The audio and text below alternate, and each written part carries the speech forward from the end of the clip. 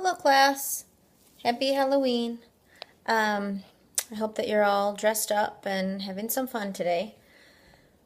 Luckily, you don't have a whole lot to do this week for PHHE 601. However, I do not want you to be lulled into a false sense of complacency because, as you can see on the schedule in the syllabus, next week is a pretty heavy week. Next week, you have your presentation due as well as a quiz, which, as you know, the quizzes are a little bit longer than what you might think of as a quiz. So, speaking of quizzes, excellent job on the quiz this past week. I was very happy with the overall scores. I do want to mention there was one question that was incorrectly keyed, and that was the question on the projection of percentage of non-Hispanic whites in the population by the year 2025. But if you go to the quiz now, you will see what you got wrong. And you should just be able to see what you got wrong. I don't open up the entire quiz for you to see all questions again. I have to take certain measures in an online course to sort of contain some of the material. But I do want you to at least be able to learn from your mistakes. So you should be able to see your score in the grade center and all of that good stuff. If you have any questions about that, just let me know. I do want to speak to, and I guess I should mention, so I already corrected for the incorrectly keyed question. So everything has been graded correctly now, and your score is accurate. I do want to speak to a couple of people asked me about the book edition, and I did post a message about that, an announcement about that last week, but I want to give a bit more detail without boring you to death with all the history behind what I'm saying. So we're using the 6th edition technically for both textbooks. Actually, we're almost done with the we've gotten through the majority of the information for the Turnock text, and actually Dr. Turnock was one of my professors at one point in time. I don't mean to say that you should forget the material, because of course it will come back to you in exams, but we're just pulling up the syllabus that I thought I had open here. So yeah, you've actually covered everything that we're going through in the Turnock text, but you may experience the same issue with the addition with the she and sing text. We're currently using the most recent edition of both books because, of course, it would kind of be strange to use an older edition, right? When there's a more updated edition out, because I mean, you want to see the most recent statistics possible and the most updated information. However, when we create online courses, we are bound to some extent and limited to some extent by the technology that NIU is recommending that we use at that time. Technology develops quite rapidly, as you know. So when these slides were recorded, which was not that long ago, it was actually just before the 6th edition books came out, the software that we were using to record videos it's not conducive to editing certain pieces of it. So for some of the, especially you'll see more with the she and sing slides, I have updated, and I know Dr. Kim did the same when teaching this class, certain statistics. I've tried to change the text that's provided for some of the data, but for some of it, you'll just have to know that, the slides, some of the statistics that I'm voicing in the slides, or the TA who recorded the slides is voicing, are not going to exactly match the updated 6th edition text. This course I'm currently taking through Quality Matters certification, so that entails completely re-recording all lectures, and so the slides will be updated throughout this process that I'm doing now, which will be live fall of 2017. And the new software that we're using is much more editable than the software that we used previously. So maybe you don't care about that at all and you can completely ignore what I just said. But I just want you to be aware that that's the situation. And I don't want it to be confusing, but I think it's actually kind of good in a way. Like, I almost appreciate being able to see the way things have changed, if at all. So you may see a slightly older statistic in the in a slide, and then you may see the same diagram with slightly updated numbers in the textbook, and you can go, oh wow, so that's how that's changed, or that's how that projection has changed in the last, in the recent years. So that is that. And I should say, I would never intentionally test you or assess you on something that is in conflict. If there's two different statements because of changes between the editions, my intention is not to confuse you. So if something like that comes up, do let me know. I try to check everything over as carefully as I can.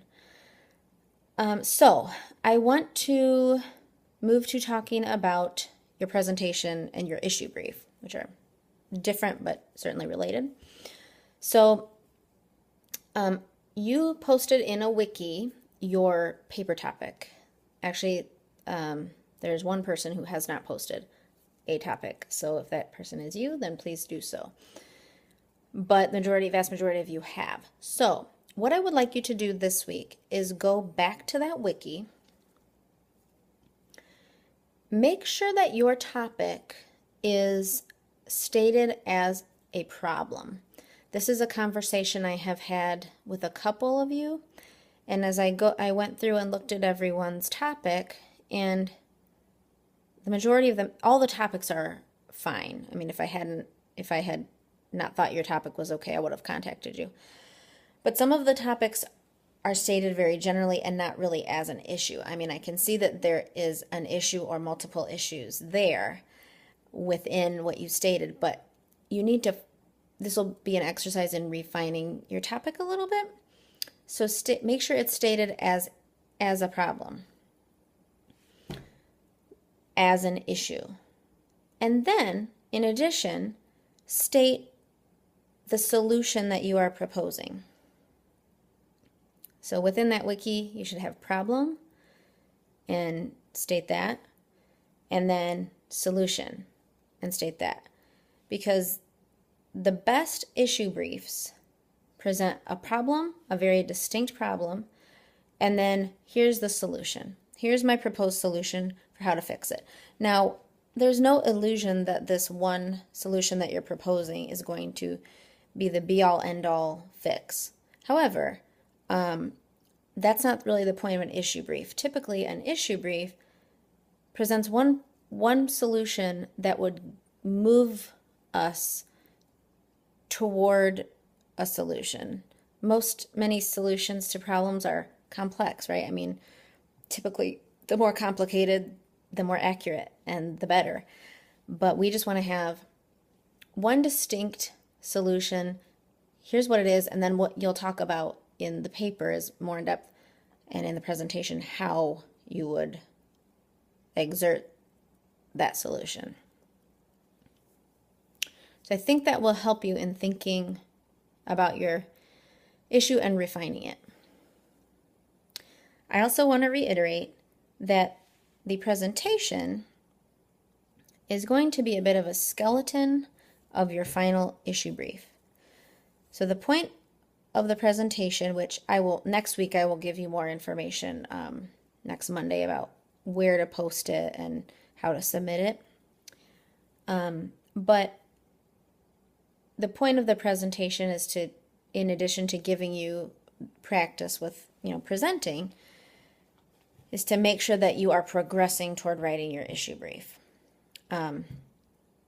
So what I would expect for a presentation is to have all the components, all the sections of the issue brief represented, but maybe not fleshed out quite as much as you will have in the paper.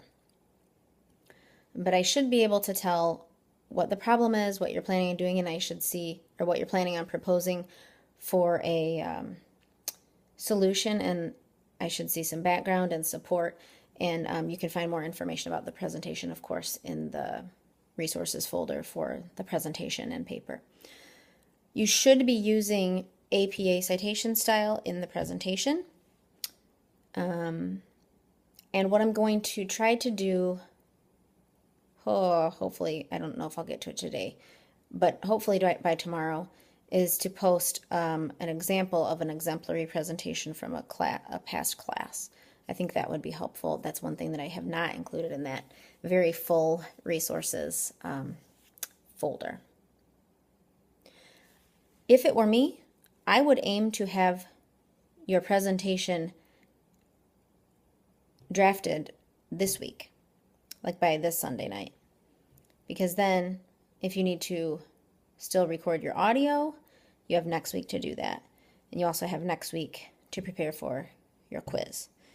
So, typically what I would see happen in this type of situation is people perform poorly on one or the other. You either would spend your time preparing for the quiz or working really hard on your presentation, and then, I wasn't ready for the quiz.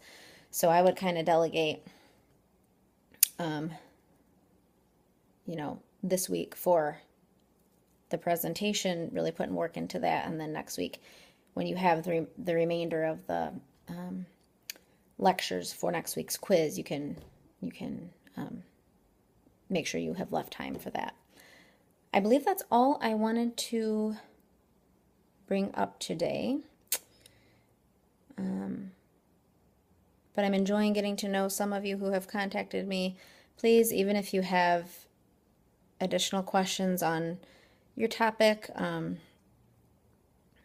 or just on, as you think through a solution, or you are working through drafting your presentation, I don't offer, reviewing drafts, because I just simply can't offer that for everyone. If everyone took me up on that, which in a graduate level class, that's very possible, I wouldn't be able to sustain that. So, but if you have questions, like, does this sound like I'm on the right track, or is this an acceptable source, then yeah, for sure, I can shoot you a quick response back saying, think about this. And some of you have already done that, and we've already kind of workshopped your topics.